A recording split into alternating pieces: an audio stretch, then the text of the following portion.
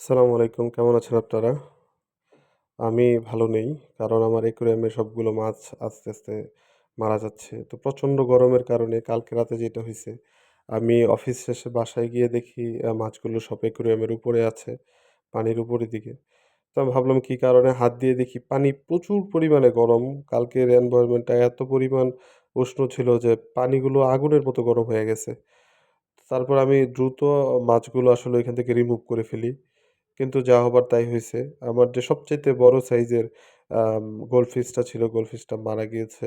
অনেক চেষ্টা করেছি, তাকে সিপিআর দেওয়ার চেষ্টা করছি। তারপরও মারা গেছে এবং সবচাইতে সুন্দর কালারফুল ২ টা চাঁদা মাছ, এই ২ টাও মারা গেছে। গ্রিন কালার চাঁদা ছিল, যেটা আমার খুব পছন্দের কালার ছিল। এই ২ টাও মারা গেছে। তারপরে সময় নষ্ট না করে আমি পানিগুলো চেঞ্জ করে দিয়েছি। তো পানি চেঞ্জ করে দেওয়ার পরে ওইখানে বাকি মাছগুলো আসলে দিয়ে দিয়েছিলাম। তো রাতের বেলা যে আমার সাকার ফিশটা আছে ওইটা আসলে সারভাইভ করতেছিল। দেখতেছিলাম যে ঠিকঠাক ছিল। কিন্তু আ সকালবেলা যেটা হইছে, আমি ঘুম থেকে উঠি, উইঠা দেখি যে আমার সাকার ফিশটা যেটা এটাও মারা গিয়েছে। তো বাকি ফিশগুলো আলহামদুলিল্লাহ ঠিকঠাক ছিল। তো প্রচুর মন খারাপ। আসলে শখ করে পালা তো। এটা থেকে কোনো বেনিফিট বা প্রফিট আসে না, কোনো কিছুই আসে না।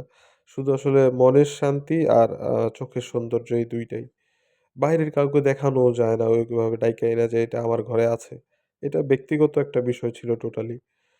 তো এজন্য প্রচুর মনটা খারাপ। তো আপনারা যারা আসলে মাছ লালন-পালন করেন তারা খুবই সাবধানে থাইকেন। পানিগুলোকে আসলে করে রাইখেন। টেম্পারেচারটা বারবার চেক করেন। অন্তত হাত দিয়ে চেক করে রাইখেন যেন গরম না হয়ে যায়।